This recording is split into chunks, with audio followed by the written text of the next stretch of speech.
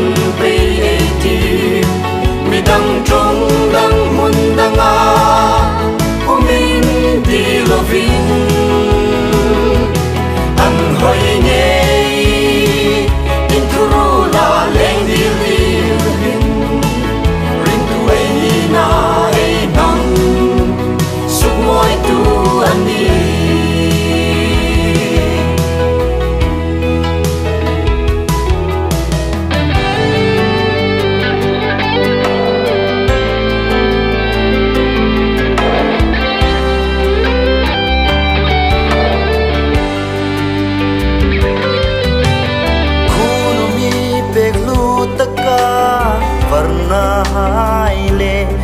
ring nun kal soi dan hai o pu le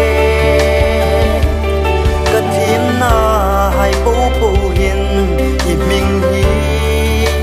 ka choi mo in kan hil no che lung ting thil mak sanin ma ting ban pri ti bi dang trong dang hun dang a o ming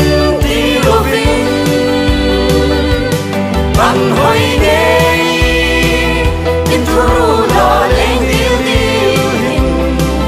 rin tuổi đi la ai nắng suk môi tu anh đi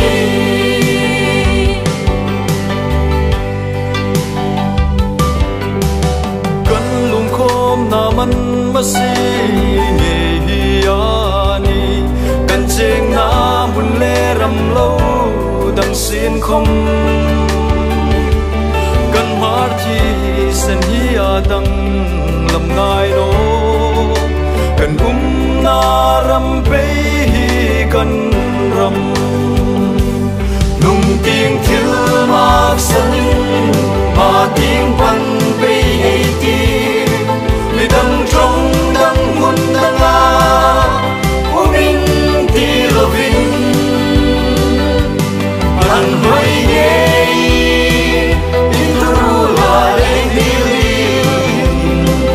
rin tuổi na ai nắng suk môi tu anh đi